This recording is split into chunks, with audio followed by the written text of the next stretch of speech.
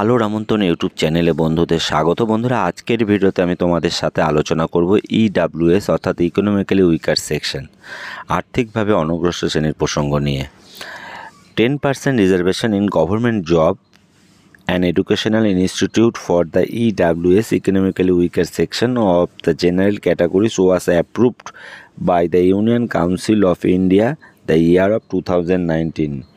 2019-এ কিন্তু আইনি শিলমোহর পায় সাধারণত যারা জেনারেল ক্যাটাগরি এবং আর্থিকভাবে যারা পিছিয়ে আছে তারা কিন্তু সরকারি সমস্ত চাকরির ক্ষেত্রে, সেই সঙ্গে এডুকেশনাল ইনস্টিটিউটে ভর্তির ক্ষেত্রে 10% কিন্তু তাদের আসন সংরক্ষিত থাকবে।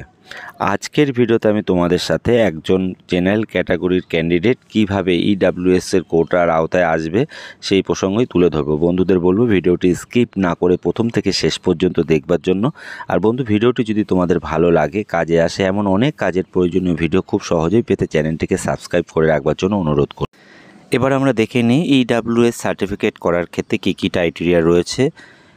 পারিবারিক ইনকাম, পারিবারিক বলতে এখানে বাবা মা ভাই বোন স্ত্রী, এক কথায় সমস্ত পরিবারকেই বোঝানো হচ্ছে। বছরের ইনকাম এখানে বলা রয়েছে annual income should be less than 8 lakh. বছরে কিন্তু 8 লাখের কম কিন্তু তার ইনকাম থাকতে হচ্ছে। Agriculture land should be 5 acre, চাষযোগ্য জমি কিন্তু 5 একরের মধ্যে হতে হবে। Residential plot within 1000 square feet, বাসযোগ্য যে বাড়ি 1000 স্কোয়ার ফিটের মধ্যে হতে হবে। সেই সঙ্গে residential plot area in municipality, যদি মিউনিসিপ্যালিটির মধ্যে থাকে, মাস্ট বি উইদিন 100 স্কোয়ার ইয়ার্সের মধ্যে হতে হবে। Residential plot if not in municipality must be within 200 square ইয়ার্সের মধ্যে হতে হবে। সাধারণত এসসি এসটি ওবিসি কিংবা পিএইচ ক্যাটাগরির ক্ষেত্রে সার্টিফিকেটের মেয়াদ যেমন লাইফ টাইম থাকে, এক্ষেত্রে কিন্তু সার্টিফিকেটের মেয়াদ ফিনান্সিয়াল ইয়ারের সময়সীমা হিসেবে 1 বছর থাকে। এই সময়ের মধ্যে আপনি কোনো সরকারি প্রতিষ্ঠান কিংবা কোনো এডুকেশন সেক্টরে ভর্তির ক্ষেত্রে আপনার 10% আলাদাভাবে আসন সংরক্ষিত থাকে। এই সময়ের মধ্যে যদি আপনি কোনোভাবে সার্টিফিকেটটি কাজে না লাগাতে পারেন, তাহলে কিন্তু পরের বছর আপনাকে আবার নতুন করে অনলাইনের মাধ্যমে আবেদন করতে হবে।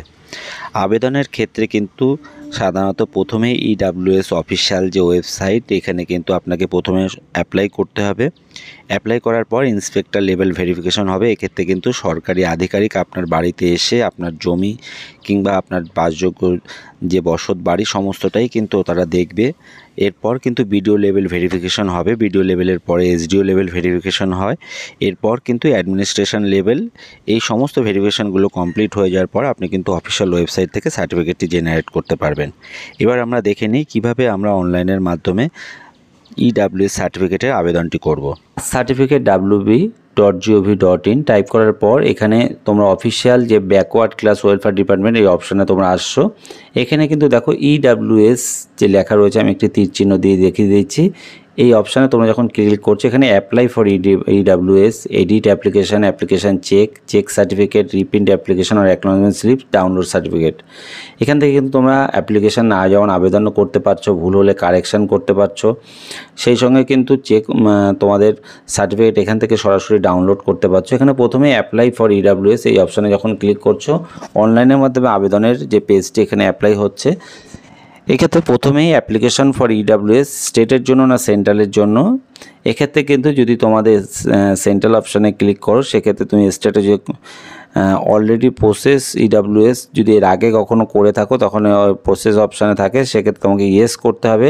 সেক্ষেত্রে state EWS certificate number, certificate issue date, কবে ইস্যু হয়েছিল, এই সমস্ত ইনফরমেশানগুলো তোমাকে দিতে হবে। এরপর কিন্তু এক এক করে অ্যাপ্লিকেশান ফর স্টেটের ক্ষেত্রে ডিস্ট্রিক্ট কোন ডিস্ট্রিক্টের অন্তর্গত, সাব ডিভিশন কী আছে, ব্লক না মিউনিসিপ্যালিটি, কোন পঞ্চায়েতের অন্তর্গত, এক এক করে কিন্তু তোমাকে সমস্ত ইনফরমেশানগুলো এখানে দিতে হচ্ছে। এরপর অ্যাপ্লিকেশান ফর, এখানে তুমি জেনারেল ক্যাটাগরি না ওবিসি ক্যাটাগরির মধ্যে রয়েছো। রাজ্য ওবিসির ক্ষেত্রে কিন্তু তারা সেন্ট্রালের জন্য আবেদন করতে পারছে, যারা সেন্ট্রাল সিলেক্টেড নয়। সেই সঙ্গে জেনারেল ক্যাটাগরি তো অবশ্যই পারছে।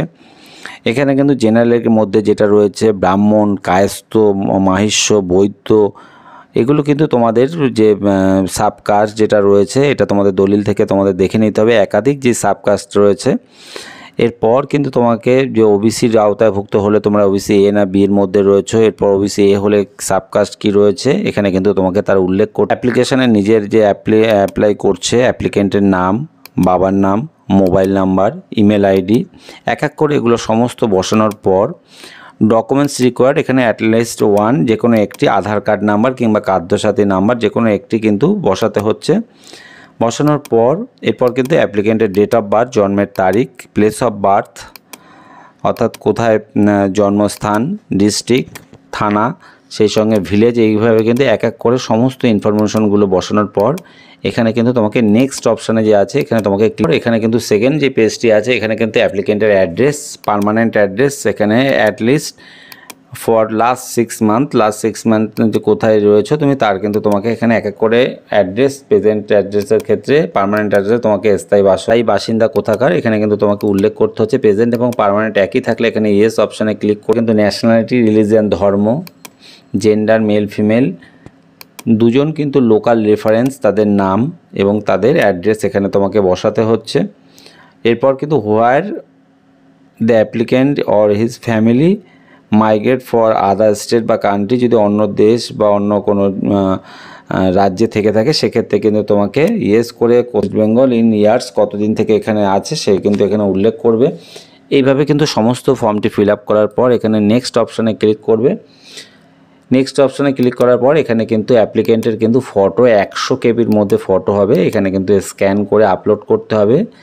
ইনকাম ট্যাক্সের আওতায় হলে এখানে ইয়েস করে ইনকাম ট্যাক্স সার্টিফিকেট এখানে তোমাকে কিন্তু আপলোড করতে হবে এবং এখানে অ্যানুয়াল ইনকাম ফর প্রিভিয়াস যে ইয়ার্সের যে ইনকাম এখানে কিন্তু তোমাকে আপলোড করতে হবে। এগ্রিকালচার ল্যান্ড থাকলে, রেসিডেন্সিয়াল ফ্ল্যাট থাকলে এগুলো কিন্তু এক এক করে তোমাকে সমস্ত ইনফরমেশনগুলো দিতে হবে। দেওয়ার পর এখানে সেভ এবং নেক্সট অপশানে তোমরা যখন আসছো এরপর কিন্তু অ্যানুয়াল ইনকাম যে প্রিভিয়াস ইয়ার্সের এখানে সেলফ নিজের, বাবার, মার, স্পাউস, ওয়াইফের ক্ষেত্রে বা হাজব্যান্ডের ক্ষেত্রে, ভাই বোনের ক্ষেত্রে, বাচ্চার ক্ষেত্রে এখানে কিন্তু এক এক করে তোমাকে সমস্ত ইনফরমেশনগুলি তোমাকে দিতে হবে। প্রথমে কিন্তু অ্যাপ্লিকেন্টের প্যান নাম্বার, সেই সঙ্গে স্যালারি যদি সে ইনকাম করে থাকে, বিজনেস থাকলে, এগ্রিকালচার থাকলে, প্রফেশন থাকলে এখানে কিন্তু এক এক করে তোমাকে সমস্ত ইনফরমেশনগুলো দিতে হবে। সেলফ, ফাদার্স, মাদার্স, স্পাউস এইভাবে কিন্তু তোমাকে সমস্ত ফর্মটি কিন্তু এক এক করে ফিল আপ করতে হবে। সেলফ নিজের কতটা একরে রয়েছে তার উল্লেখ করতে হবে, লোকেশন কোথায়, বাবার, মার, স্পাউস, হাজব্যান্ড ওয়াইফের ক্ষেত্রে, ভাই বোনের ক্ষেত্রে, বাচ্চাদের ক্ষেত্রে এখানে কিন্তু সমস্ত এক এক করে কিন্তু তোমাকে উল্লেখ করতে হবে। রেসিডেন্সিয়াল প্লট স্কোয়ার ফিটে কতটা জায়গা রয়েছে যদি থেকে থাকে এখানে কিন্তু তোমাকে তার ইনফরমেশন এখানে বসাতে হচ্ছে। মিউনিসিপ্যালিটি এরিয়ায় হলে, এমনি পঞ্চায়েত এরিয়ায় হলে তোমাকে কিন্তু সমস্ত ইনফরমেশনগুলো এক এক করে তোমাকে সবটাই ফিল আপ করে বসাবে।